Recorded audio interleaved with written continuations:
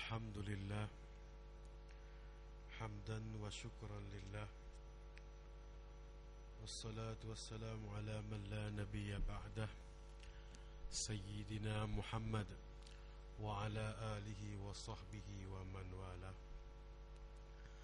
رب اشرح لي صدري ويسر لي أمري واحلل عقدة من لساني يفقه قولي ولا حول ولا قوة إلا بالله العلي العظيم. وبعد. Assalamualaikum warahmatullahi ta'ala wabarakatuh.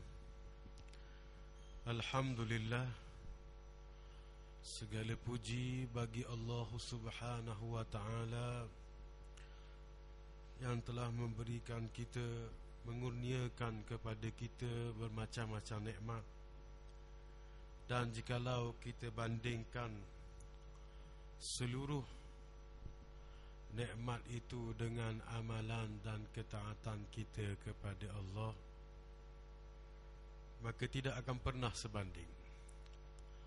Selawat dan salam atas junjungan besar Nabi Muhammad sallallahu alaihi wasallam dan ke atas ahli keluarga baginda, para sahabat dan orang-orang yang mengikut jejak langkah baginda hingga ke hari kesudahan. Tuan-tuan dan puan-puan yang dikasihi Allah sekalian, pada malam ini marilah kita sama-sama bersyukur kepada Allah Subhanahu wa ta'ala kerana masih memanjangkan umur kita dan mengampunkan, insya-Allah mengampunkan segala dosa kita, serta semoga Allah mempermudahkan urusan ibadah kita, supaya dengannya itu dapatlah kita membawa bekal untuk menghadapnya pada hari akhirat kelak. Sesungguhnya tiadalah sebaik-baik bekal adalah takwa kepada Allah Subhanahu wa ta'ala. Jadi pada minggu yang terdahulu kita telah berhenti pada ayat yang ke-180 dalam suratul Baqarah, di mana ayat tersebut telah menerangkan kepada kita bahawa Allah Subhanahu wa ta'ala memerintahkan kepada kita supaya berwasiat ketika setelah datang kematian, yakni sakit berat atau kalau Terengganu kata datangan hadara ahadakumul maut, datangnya pada kamu itu kematian. Dah mati tak boleh wasiat dah, nak mati ya. Bahkan para ulama menggalakkan kita berwasiat masih sihat lagi, sebab ada di kalangan mereka mengatakan bahawa bila kita sudah hampir dengan kematian, tidak ada lagi kita ingat pada perkara urusan lain, melainkan untuk urusan diri kita sahaja. Nah, Rasulullah SAW waktu sakaratul maut boleh lagi minta dengan Allah peringatkan sakaratul maut kepada diri baginda dan juga umat baginda. Fa khaffif alayya wa ala ummati, maka ringankanlah sakaratul maut itu padaku dan pada umatku. Itu ketika Nabi sakaratul maut. Tapi kita dah nak mikir dah. Kita jadi apa, ketua masyarakat, dah ketua kampung lah. Jangan orang nak meninggal sebut kampungku dah, ataupun orang kampungku. Dia jadi pengurusi tamang dah lah. Orang tamangku tak dah nak fikir dah. Tapi baginda Rasulullah nak mati pun ingat lagi, nak wafat pun ingat lagi ke kita, sebut ummati sakaratul maut dah, minta Tuhan ringan lagi dah. Fa khaffif alayya wa ala ummati, maka ringankanlah sakaratul maut itu padaku dan pada umatku. Tapi kita ni kelas-kelas orang awam dah, tak dah biasanya nak cara waktu sakit nak mati tu tak dah terlitas dah. Jadi lebih baik kalau kita nak berwasiat, kita ada harta untuk ditinggalkan kepada orang yang bukan waris, yakni ada bahagian yang bukan menerima faraid tadi, maka hendaklah kita wasiatkan masa kita segar lagi. Nah, tapi bila sudah dekat kematian, jarang orang dah mikirlah. Ada, tapi jarang. banyakkan kita dak dang dah. Anak kita, orang kampung kita, saudara mara kita dak teringat dah waktu kita menghadapi sakaratul maut tu. Sebab ujiannya sangat besar. Maka lebih baik kita berwasiat semasa kita sihat lagi.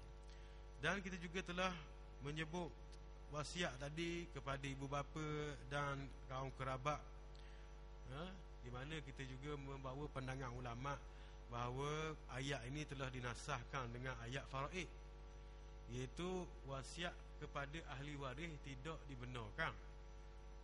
Tapi ada juga pandangan mengatakan dibenarkan dengan persetujuan ahli waris. Tapi yang masyhurnya tidak kita boleh berwasiat kepada ahli waris dah. Orang hak terima faraid dah kita wasiat pula sekali lagi. Tak boleh pada pandangan yang masyhur. Tapi ada lagi pandangan yang lain kata boleh jika diredai atau diizinkan oleh ahli-ahli faraid, ahli-ahli waris yang lain. Yang ahli waris tadi yang terima saka tadi dia rela beri, maka boleh juga pada pandangan lain. Tapi yang masyhurnya tidak boleh wasiat pada ahli waris. La wasiata li waris, tidak ada wasiat pada waris, pada orang yang layak menerima harta saka, harta pusaka tadi. Dan pada zaman sekarang ni, zaman kontemporari ni, zaman moden sekarang ni zaman mendatang, zaman semasa ni, para ulama membuka satu ruangan yang dipanggil wasiat wajibah, di mana wasiat tadi diberikan kepada orang-orang yang ada halangan, pak waris yang ada halangan. Contoh anak dia mati dulu, maka diwasiatkan sebahagian faraid tadi, sebahagian harta saka itu diwasiatkan kepada cucu dia. Maka ni ada juga ulama yang membuka ruangan ni dipanggil wasiat wajibah. Dan negara Timur Tengah, Arab banyak buat, Syria dan sebagainya, mereka buat wasiat wajibah ni. Dan dalam majlis fatwa kebangsaan, saya lupa tahun bulan berapa, tapi 2008 ahli majlis fatwa kebangsaan Malaysia pun putus harus dibuat wasiat wajibah ni, harus. Tetapi mereka tidak mengambil pandangan dalam mazhab Syafi'i, kerana tidak ada ruangan dalam mazhab Syafi'i setahu saya. Ada pun orang lain jumpa, wallahu a'lam, mungkin perkara baru pada diri saya. Yang saya mampu qada saya berkongsi dengan tuan-tuan, saya tidak temui dalam mazhab Syafi'i pada ruangan ini. Tetapi mereka banyak menggunakan pandangan Ibn Hazmi Az-Zahiri, di mana ada ruangan untuk berwasiat kepada cucu yang anak dia mati dulu. Kalau ikut asal, bila anak mati dulu, cucu tak terima saka, tak pasal ayah dia putus awal. Tapi wasiat wajibah, wasiat ni dia boleh ambil satu bahagian daripada tadi, asalkan tidak lebih daripada 1/3 harta dia tadi, maka diwasiatkan kepada cucu bahagian anak dia yang meninggal awal tadi. Tu ada ruangan tu. Sekarang ni kita ada banyak badan-badan pengurusan harta pusaka, wasiat. Kalau tak faham, tak tahu cara, bolehlah minta khidmat nasihat. Kita kalau nak cakap bab wasiat ni, jadi satu pekoh pula. Kena ambil satu muhadarah pula, satu masa pula untuk cerita tentang wasiat ni. Guana gini, wasiat gini, guana wasiat gini, guana heboh pula berapa beza dia. Berkuat kuasa masa hidup, maka heboh. Berkuat kuasa lepas kematian, maka wasiat. Wakah lagi, wakah zuriat pula, diwakahkan kepada anak cucu. Banyak benda lagi yang nak kena bincang. Maka saya tidak berhasrat untuk memanjangkan perbincangan, dan saya pula bukan ahli dalam bidang fiqh. Maka insya-Allah tuan-tuan kalau bolehlah tanya kepada orang-orang yang mempunyai ilmu yang mendalam dalam bahagian fiqh, terutamanya bab-bab pengurusan harta ni, faraid, wasiat, heboh, wakaf. Dia banyak pecahan-pecahan dia pula. Wakaf tu lagi pecah lagi gini-gini. Sebab tu ada orang kadang-kadang mengemukakan, mempersoalkan macam mana di Mesir boleh buat wakaf bertempoh, sedangkan syarat wakaf tu sendiri benda yang kekal. Itulah perkembangan ijtihad para ulama. Saya nak wakaf tangan saya 30 tahun, boleh ke? Padahal syarat wakaf tu benda yang kekal kan. Ada juga disebut wakaf bertempoh. Dan wakaf juga kalau kita pergi lagi jauh, wakaf juga ada wakaf tunai. bukan wakaf tanah dah, bukan wakaf bangunan, wakaf tunai. Wakaf tunai. Sekarang Malaysia pun ada badan wakaf yang menguruskan wakaf tunai. Maidan sendiri pun ada menguruskan tentang wakaf duit, wakaf tunai tadi. Dan sejarah di Turki Osmaniyah, Khalifah Islam dulu, khilafah pemerintahan Islam tu berjaya menguasai dunia ni dan memperkembangkan ekonomi umat dengan wakaf tunai tadi. Nak ceritanya banyak elemen pengurusan harta dalam Islam. Jangan anggap faraid saja. Tak. Jangan anggap apa ni ada wakaf saja. Heboh pun ada. Hadiah macam-macam lagi. Itu perlu pada satu perbincangan yang itulah. Ya. Tapi kalau bab wasiat ni sendiri tidak boleh 1/3. Sebab itulah ada orang-orang dalam dunia Melayu ni ada yang mengamalkan adat Temenggung dan adat Pepatih. Adat Temenggung dia sama saka dengan Islam ataupun dia lari pada faraid, pada persetujuan ahli waris bagi sama rata. Bila sama rata nak bagi lelaki puang, tak ada yang membantah, semua setuju, maka dibahagikan sama rata. Bila seorang bantah kata nak ikut Tuhan, nak jalan faraid, maka kena faraid belaka. Gitu. Tapi kalau setuju belaka, sama ratalah kita. Dema anak puang pun anak ayah kau, Amba anak lelaki pun anak ayah kau, bagi sama rata. Ada yang bahagi begitu.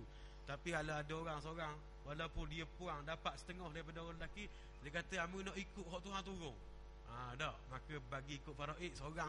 Seorang batuh pun, seorang canggah pun jadi faraid jalan selalu. Dan juga ada adat Pepatih ni, dia beri besar ke orang puang. Besar saka tadi dia beri ke orang puang besar.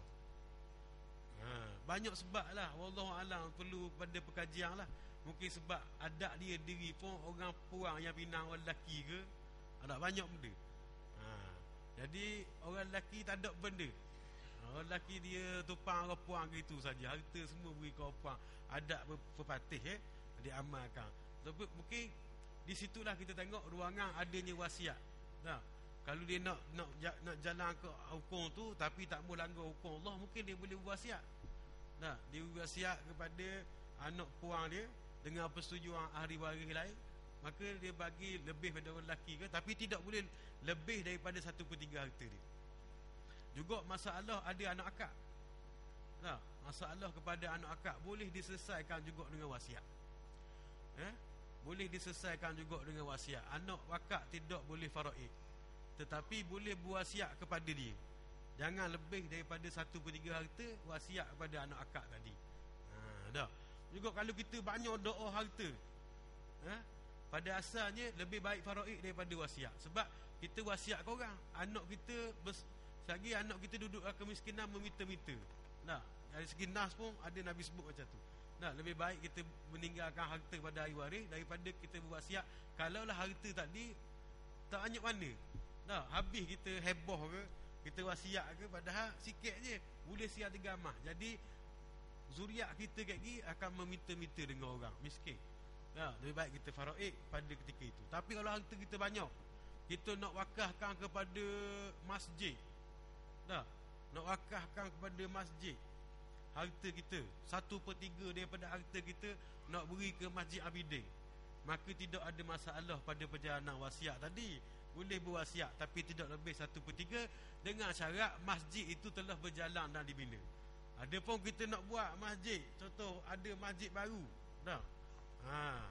kita nak buat ada masjid baru nak buat, sebelah Masjid Putih ni, Masjid Kampung Kolang contoh, nak buat, saya nak wakaf seluruh harta, dah masjid ada lagi, baru buat pelang arkitek dengan awak, tak boleh. Dia kena masjid ada dah dan berjalan dah. Begitu juga orang berwasiat kepada orang yang dalam perut. Tengok ni cucu saya ni pergi scan lelaki. Lain cucu puang belaka. Pergi scan dalam perut lelaki. Kita pun wasiat cucu hok dalam perut ni, untuk kita wasiat harta, tak boleh tak jalan. Sebab dia tak jelas lagi menaikkan hidup dulu. Itu benda-benda yang belum berjalan tidak boleh diwasiatkan. Tapi kalau dah semua sekali, kita boleh berwasiat. Nak wasiat pada persatuan Islam ke, nak wasiat pada ni ke, boleh kita berwasiat. Tapi kita ingat, bukan penyelesaian pengurusan harta ni bukan wasiat saja, ada lagi banyak cara lain kita boleh buat. Wakaf boleh, heboh, dan macam-macam lagi. Sebab tu Osmaniyah dulu dia menjalankan wakaf tunai. Kerana itu masa zaman Osmaniyah ekonomi umat Islam kuat. Nah, ada satu buku tentang wakaf ni ditulis seorang ulama Turki, Profesor Murat Sijaksa. Dia tulis macam mana pergerakan Turki Osmaniyah dia pusing duit wakaf ni. Nah, pagi orang mari ambil duit Kota Imam, nega, petang beri balik duit wakaf. Nanti keuntungan orang tu ambil, tapi duit wakaf dikembalikan. Tapi zaman tu jaminannya iman. Learning kena cari mekanisme lain. Sebab Kota Imam beri pagi, petang tak mari semayang dah. Pergi semayang di Landa dah. Dah. Jauh lari kecek pala-pala tembak. Ya, pagi je barang 500 duit wakaf, kecek pala-pala tembak. Dah. Polis buat roblok pun dok jumpa dah. Lari tak mana dah tak tahu. Dah. Nak mari atur petang dak atur dah orang learning. Tu dulu dia punya jaminan ni iman. Ada takut pada Allah, petang atur pula duit. Dah, esok mari ambil pula. Nega lagi. Sekarang ni kalau beri ada hak atur. Dah. Tapi banyakkannya habis minyak apa motosikal semua lagi. Petang tak mari-mari tu imam tunggu mana. Dah, lepas asal tak ada lagi, pagi tak ada lagi. Tak ada dah, so carilah. Dah, kena cari satu mekanisme baru. Macam mana perlu ada badan yang mengawal. Kalau kita nak menjalankan wakaf tunai ni dengan baik, dengan seperti mana yang zaman Osmaniyah dulu buat, perlu ada badan-badan yang mengawal benda tu. Dah, mengawal pengeluaran ataupun perjalanan wang tunai tadilah.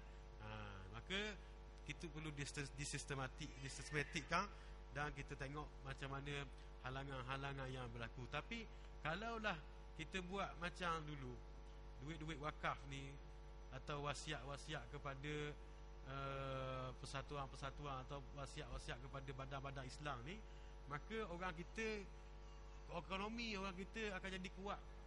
Kalau kita seborkan dia, kalau kita jalankan, ekonomi orang kita menjadi kuat. Ya.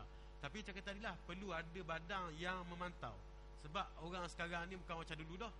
Duit masjid pun orang ngaih. Dah. Duit masjid pun orang ngaih. Duit wakaf orang nak temu lagi. Duit masjid tu. Dah. Duit masjid tu orang ngaih.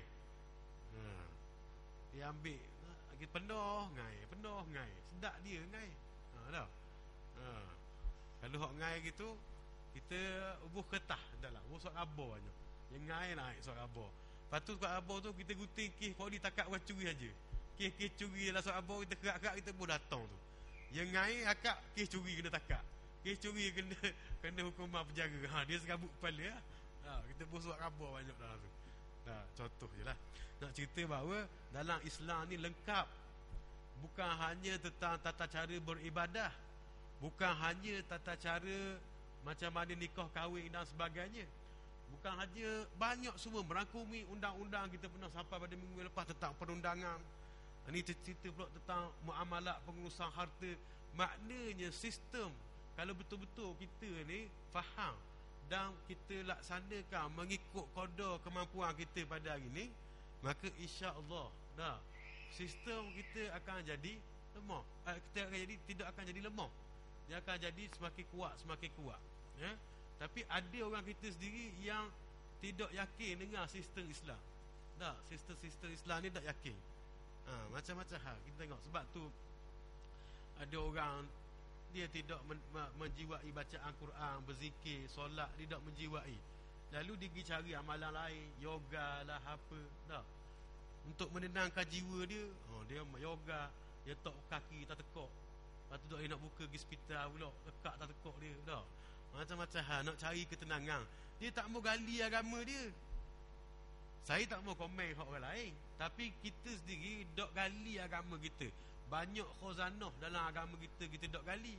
Tapi kita tengok kehebatan orang lain, kita terpesona, lalu kita cari jalan lain. Padahal dalam agama kita sendiri banyak yang perlu digali. Sebab macam kita katalah, kita cakap level orang ke laut saja, senang. Dokkan Tuhan, dokkan orang pandai pada Tuhan. Simple logik. Cakap mudah saja, cakap orang awam. Tak usah ceritalah tinggi-tinggi, penipala je. Mudah saja. Dokkan manusia pandai dari Tuhan. Jadi apa benda yang Tuhan khabar gini, kita cuba memahami, cuba faham dan cuba menjiwai, dan kita cuba tengok kat mana nak pasang dalam hidup kita. Jadi kita yang jadi penipala pasal tak tahu nak pasang, tak tahu nak tok mana ni. Kadang-kadang nadah kita berapa kita, tapi tak nak pakai dalam kehidupan. Tak nak pakai. Jadi tak nak pakai tadi, tak nampak kat mana. Nampak secara teoretikal saja, nampak secara umum saja. Tak nampak ni pasang mana. Padahal sistem dalam Islam tu sangat lengkap mencakupi segenap aspek. Dah tak ada perbahasan dari segi zaman sahabat, tak ada perbahasan zaman tabi'in, tak ada perbahasan zaman ulama. Ulama sekarang boleh beristihad pada benda baru yang penting-penting. Yang perlu kepada orang Islam menggunakan sebagainya. Maka dari segi fiqh, dia bukan satu dogma, bukan satu yang tidak boleh diajar. Dia boleh pada perkara yang tertentu, yang furuk, yang khilaf ataupun yang bukan usul, maka kita boleh memperkembangkan. Maka boleh. Pada asal wakaf pun tidak ada wakaf tunai. Tak, wakaf bangunan tanah boleh, tapi wakaf tunai dibuka oleh para ulama. Sekarang ni wasiat muajibah dan sebagainya boleh kita kembangkan. Ada orang dia wasiatkan harta dia untuk buat surat. Kalau wakaf lain ni, kalau diwasiatkan rumah tu tak lebih dari 1/3 harta dia, buat surat. Dia buat surat tu dengan kayu getah. Jadi dalam 10 tahun tak ada dah kayu tu. Gua ni cerita pula. Jadi kalau bab tu dikira habislah. Tapi kalau kalau bab wakaf ada lagi perbahasannya yang boleh dibuat penyelesaiannya, tapi kita tidak akan bincang di sinilah. Yang pentingnya kita kena tengok bahawa Islam sampai menyentuh tentang pengurusan pusaka, sampai begitu sekali jauh punya dalam agama dan tidak dibincangkan dalam agama lain. Kerana itu agama lain mereka perlu kepada undang-undang yang tidak ada dalam agama mereka. Mereka perlu kepada undang-undang yang dicipta dengan kebijaksanaan manusia. Sebab tidak ada dalam agama mereka tadi menyentuh tentang begini sedetail itu. Tapi agama kita menyentuh semua sekali segenap aspek kehidupan kita. Maknanya apa? Nak gerak guana pun ikut ikut landasan, ikut panduan. Nak buat benda ni ada panduan dia, nak buat benda ni ada panduan dia, nak buat benda ni ada panduan dia. Semua ada panduan. Tinggal lagi kita ni, masalah kita itulah satu kan. Kadang-kadang kita tergelincir daripada panduan tadi. Tapi itu bukan masalahnya. Masalah kita kadang memang kita ni sering melakukan kesilapan, tapi jangan kita tukar benda betul dengan salah. Tak? Kalau kereta api tergelincir, ray duk betul, maka betul benda tu, tapi kereta api tergelincir. Tapi kalau kita ejah ray dah ke kanan, kereta api tu tak akan pergi dah straight, dia akan melecong ke kanan juga. Benda salah kita kena kata salah, benda betul kata betul. Tapi tergelincirnya kita, itu memang fitrah manusia. Sering kali hilang pertimbangan. Prinsip ada, tapi sering kali hilang pertimbangan pasal dia nafsu. Sering kali hilang pertimbangan. Ada prinsip. Pemuda sudahlah, balik tak mau makan dah benda makruh budu-budu ni. Balik masjid dengar ceramah makan budu ni makruh gini-gini, balik tak mau makan dah budu. Balik dia orang puan akak ikan singgang dengan budu, dah ingat dah ke makruh, hilang pertimbangan. Tu saya contoh benda makruh lah. Benda hak lain tuan-tuan boleh pukul sendirilah, ambil hak kecil hak makruh saja. Tu pun dah nak hilang pertimbangan dah. Bulan-bulan tambah makan budu, balik makan juga. Kerana hilang pertimbangan. Tapi hilang pertimbangan kita bukan kita menukar syariat Allah. Kita bukan ejah landasan. Kita dah ejah landasan. Kita kata kita salah, bukan landasan tu kena ejah. Jadi Islam adalah agama yang merupakan garis panduan hidup kita. Tata cara kehidupan, seluruh segenap aspek kehidupan, daripada celek mata sampai pejam balik. Dalam pejam pun lagi ada tata cara tidur, tata cara banyak. Maka sebab itulah kalau orang ikut betul tu, maka dia akan jadi orang yang diredai Allah. Sebab kalau ikut betul, kalau ikut semua sekali, kita mungkinlah tidak termampu pada hari ini untuk melaksanakan semuanya. Tetapi apa yang kita mampu kita perbuat. Kita buat sunnah apa, benda yang sunat ke, benda yang sunnah Nabi ke, apa benda yang kita mampu kita buat. Jangan duk tengok orang. Kita ni apa kita boleh buat, kita buat lah. Hari ni apa yang tidak boleh dilaksanakan kesemuanya, jangan ditinggalkan kesemuanya. Betul ya. Jadi kita pergi pada ayat yang seterusnya.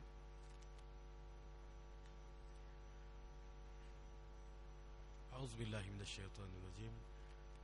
Faman baddalahu ba'da ma sami'ahu fa innama ismuhu 'alal ladzina yubaddilunah innallaha sami'un 'alim. Kemudian sesiapa yang mengubah mana-mana wasiat sesudah mendengarnya, maka sesungguhnya dosanya hanyalah ditanggung oleh orang-orang yang mengubahnya. Sesungguhnya Allah Maha mendengar lagi Maha mengetahui.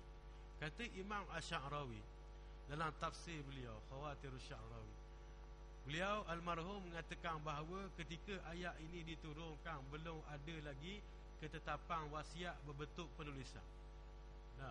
Jadi wasiat pada asalnya diberikan atau dikeluarkan dengan perkataan melalui saksi. Jadi saksi-saksi yang mendengar, jika mereka mengubah apa yang didengarinya, maka dia bertanggungjawab dengan penyelewengan atau perubahan yang telah mereka buat. Ada orang dengar dah, ayah wasiat kepada ni, ayah pak mak ni beri sungguh nguruk ayah.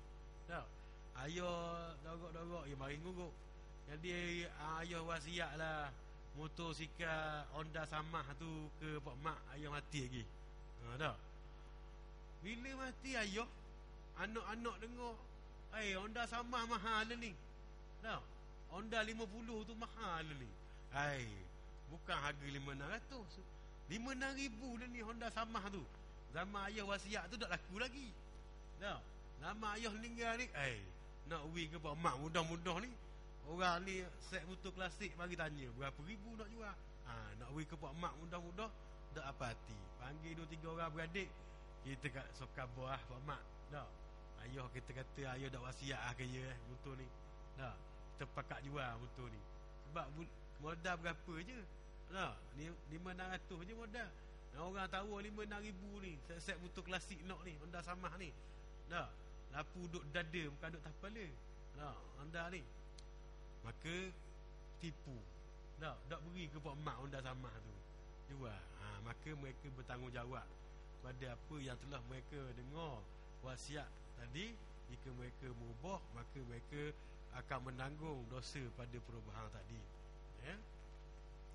Tetapi dalam bab tersalah wasiat, yakni lebih pada 1/3 atau wasiat kepada yang tidak sepatutnya, maka boleh diubah. Dan itu sebahagian ulama mengatakan ayat ni dinasahkan atau digantikan dengan ayat lepas dia. Apa ayat dia?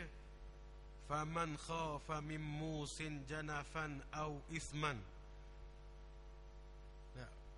Faman khafa min musin janafan au isman fa aslaha bainahum fala isma alaihi innallaha ghafurur rahim. Tetapi siapa yang mengetahui bahawa orang yang berwasiat itu tidak adil atau melakukan dosa pada wasiatnya, lalu ia mendamaikan antara mereka, yakni waris dengan membetulkan wasiat itu menurut aturan agama, maka tidaklah ia berdosa. Sesungguhnya Allah Maha mengampun lagi Maha mengasihani. Faman khafa min musin, siapa yang asal khafa tu memang takut. Waman khafa, takut. Waliman khafa maqama rabbih, dan siapa yang takut pada kedudukan Tuhannya, takut. Tetapi dalam konteks ayat ini, khafa membawa masuk alimah, mengetahui. Yakni siapa yang mengetahui, siapa yang mengetahui adanya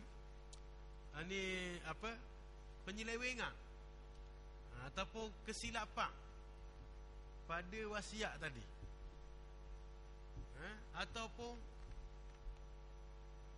adanya isman, iaitu berdosa, berlaku zalim pada wasiat tadi, maka tidak ada kesalahan bagi mereka untuk mengubahnya.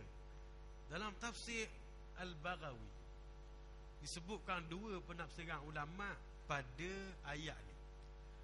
Yang pertama, ketika orang yang berwasiat tu masih hidup lagi, kita tegur dia, Pak Awang tak boleh ni wasiat ni, habis harta jangan awi ke anak-anak belaka ni, beri ke mak nak belaka. Tak, akhir-akhir hidup Pak Mak tu dia berpacaran dengan mak nak, akhir-akhir.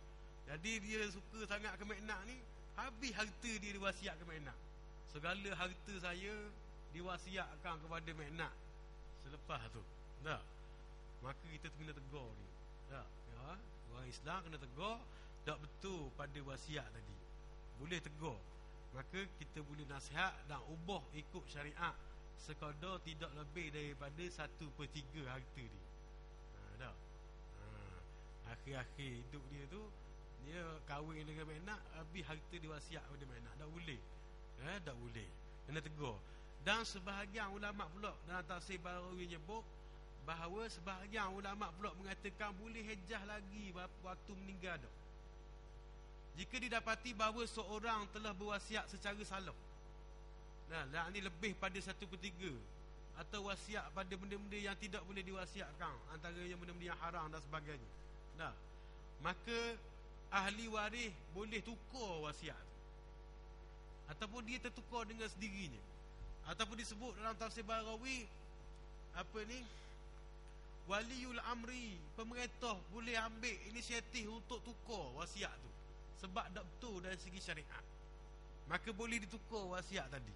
Itu dua penafsiran. Wallahu a'lam.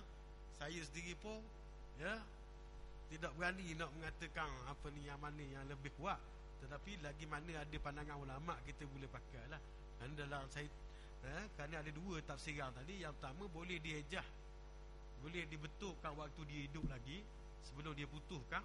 Dan yang kedua, mengatakan bahawa kita ahli waris, bukan orang lain, ahli waris boleh tukar wasiat tadi selepas meninggalnya musi ni. Orang yang berwasiat ni, musi tadi, orang yang berwasiat tadi lepas mati, waris-waris dia boleh tukar wasiat tu, sebab tak betul ikut peraturan agama. Dia wasiat habis ke lebih pada 1/3 ke, ahli waris boleh hejah. Ataupun pemerintah, waliul amri, boleh hejah wasiat dia tadi.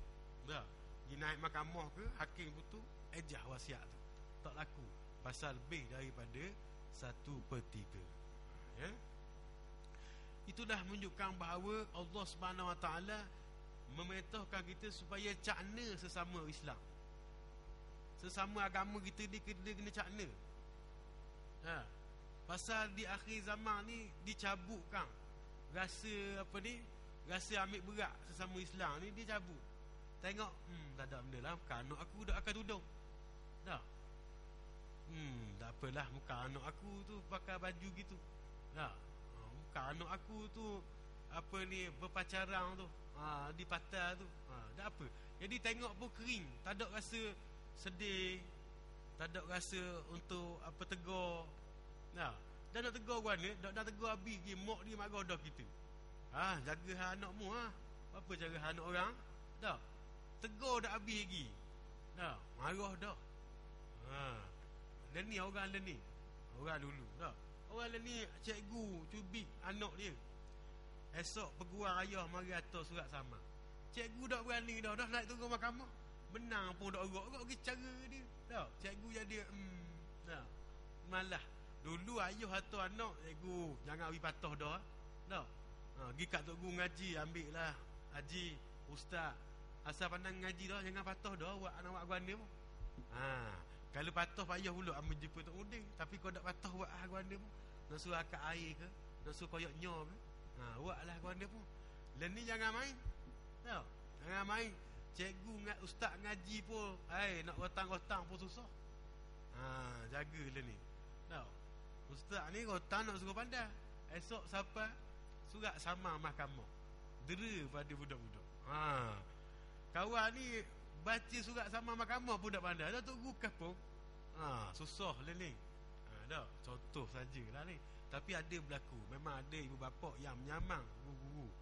Ya. Mungkin kerana melampaunya guru tadi. Tapi kalau kita tengok, guru yang sehat akal dia, waras pemikiran dia, kalau dia rotang pun untuk mendidik, kecuali lah dia ada masalah masuk air dalam kepala dia, barulah dia buat benda-benda yang di luar batasan. Dah, luar batasan. Saya ingat ada pernah guru dia stapler linga anak murid. Ni memang kena marah lah, kena betul lah. Tu kata masuk air, dia ingat nak stapler kertas salah kot, dia pergi stapler linga anak murid dia. Jadi benda-benda gini kena perhatilah. Dan ni surat khabar derah, benda-benda gitulah. Dulu payah jarang dengar sekali, dan ni derah. Berlaku hari ni, esok kena lalu. Jadi kita sesama Islam ni kena cakna, selagi mana tidak bawa mudarat pada kita. Kalau boleh tegar lah. Kalau boleh cegah dengan tangan, cegah lah. Soal dia nak berlaku di luar mata kita tu tak wajib kita siasat. Tapi apa yang depan khalayak ni kita kena pertahan. Sebab itulah yang melambangkan kepada syiar kita. Syiar agama kita. Sebab tu orang-orang yang ada kuasa ni, dia kena kerah benda gini pada peringkat dia. Orang berdakwah cara lembut, tapi orang ada kuasa kena reka, kena perkuat kuasa kan. Benda-benda maksiat dan sebagainya, jangan dia menjadi syiar yang apabila satu hari orang berzina depan mata khalayak ramai, tak ada orang cara pun, orang lock begitu saja. Bahkan ada pula orang mari keliling tengok tontonan filem peri. Jangan macam tu. Jadi sebab tu al-muslim disebut bahawa orang Islam tu ala dini mulki, iaitu pada agama raja dia, pemerintah dia. Kalau pemerintah tu soleh, maka rakyat ataupun orang yang di bawah tu soleh, akan diperbetulkan oleh Allah. Banyaklah kita tengok zaman-zaman dahulu, benda-benda yang kita cakap semasa ni takut kita memehok ataupun kita kata pada orang yang salah. Kita tengok benda hak selesai dah. Umar Abdul Aziz, Salahuddin Al-Ayyubi, orang-orang macam mana dia pemerintah tadi, dia ambil cakna kepada umat. Sayyidina Umar bawa sendiri unta, sakat apa semua. Bagaimana dia cakna, itulah orang Islam yang sebenar. Dan kita sama sendiri pun, walaupun kita tidak ada kuasa pemerintahan, kita tidak ada pakat dan sebagainya, cukuplah kita buat qada kita. Kita tegur dengan mulut, ataupun last sekali tak lagi juga. Kita tegur takut kita kena tapor pula apa semua. Kalau kita tak ambuh benda tu, cukuplah kita rasa beci dengan hati kita. Kalau tak beci kat dengan hati, tanda dia tak ada benda dah. Dicabut dah oleh Allah rasa cakna ambil berat sesama Muslim ni. Bila tahu je orang wasiat tak betul, tidak salah kita tegur dia. Dan orang yang ada kuasa boleh hejah ahli waris dan pemerintah, dia boleh hejah balik wasiat tadi, mengikut kehendak dan dasar syariat Islam. Innallaha sami'un alim. Sesungguhnya Allah Maha mendengar lagi Maha Innallaha ghafurur rahim. Sesungguhnya Allah itu Maha mengampun lagi Maha mengasihani. Jadi Allah Subhanahu wa taala, apabila Allah menciptakan makhluk lalu digandingkan atau disatukan makhluk manusia umumnya, manusia khususnya, Allah Subhanahu wa taala menciptakan manusia lalu digandingkan dengan nafsu. Dan nafsu ini sifat asal dia seringkali menyuruh kepada kejahatan. Manusia nafsu ni seringkali mendorong kita kepada kejahatan. Dan apabila dia mendorong kepada kejahatan, jika tak ada rahmat Allah ketika itu, maka kita akan terjatuh, dibuai ataupun dieret, dihanyutkan oleh nafsu kita sendiri. Dan bukan kita kata, bukan tahap kita ni, bukan tahap kita, tahap Nabi Yusuf sendiri pun dirakamkan dalam Al-Quran. Nabi Yusuf sendiri pun kata apa? Wama ubarri'u nafsi, aku tidak boleh lari daripada nafsu aku. Tak boleh bebas. Innan nafsa la'ammaratun bisu. Sesungguhnya nafsu itu sering membawa atau menyuruh kepada kejahatan. Illa ma rahima rabbi, kecuali apa yang dirahmati Allah Subhanahu wa ta'ala. Jadi kita atas qada kita, tanpa rahmat Allah, tak ada kemampuan kita untuk lari daripada godaan nafsu kita. Seringkali kita hilang pertimbangan dan seringkali tergelincir. Namun Allah Subhanahu wa ta'ala, dia lebih mengetahui tentang diri kita, kerana dia menciptakan diri kita. Dia beri kita nafsu, tapi dia buka ruangan taubat. Dia buka ruangan pengampunan. Kalau kita tengok dari segi kaedah bahasa Arab, tak, bila suatu dia ada benda yang menunjukkan perbezaan antara perkataan tadi, perbezaan dari segi keadaan. Kalau kita terjemah dua nama Tuhan, Al-Ghaffar dan Al-Ghafur, tak, kita terjemah bahasa Melayu kita, dia bawa masuk pengampung belaka, tak, Maha mengampung, dua-dua. Tapi dalam kaedah bahasa Arab, setiap perubahan pada bahasa tu ia ada makna tersendiri. Contoh makan, bila kita makan dia panggil akil, iaitu orang yang makan. Nah, tapi kalau orang tu makan banyak, makan biasa saja, tapi sekali makan banyak, mungkin berahi makan free ke mana, orang belanja dia makan banyak omong.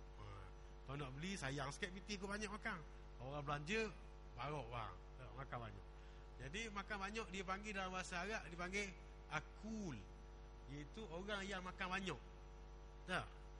Dan makan biasa je, tapi kerap, acak kali. Tak? Maka dalam bahasa Arab ia panggil akal, iaitu orang yang makan banyak kali. Kalau potong ni potong. Tapi kalau cicang, potong sokma maknanya kotak. Cicang maknanya potong sokma. Tak? Nama Tuhan Ghafir. Apa ni? Asal sifat tu Ghafir, iaitu orang yang mengampuni. Tapi Al-Ghafur mengampuni dosa-dosa yang banyak, yang besar. Mengampuni dosa yang besar. Dosa besar Tuhan ampun. Melainkan syirik itu telah dinyatakan oleh Allah. Al-Quran tidak ada diampunkan lah. Tapi Allah mengampunkan dosa-dosa yang besar. Itu sifat atau nama dia Al-Ghafur. Ada pun Al-Ghaffar, mengampuni dosa-dosa yang banyak, termasuk yang berulang. Jadi dan akhirnya disebut Ghafurur Rahim. Bukan maaf saja, tapi juga Maha mengasihani. Ada orang maaf tapi ingat lagi, maaf dah apa lah, dah minta maaf aku maaf. Tapi dak, Allah Maha mengampun lagi Maha mengasihani hamba-Nya. Aku lu qauli hadza, astaghfirullahi wa lakum. Wassalamualaikum warahmatullahi taala wabarakatuh.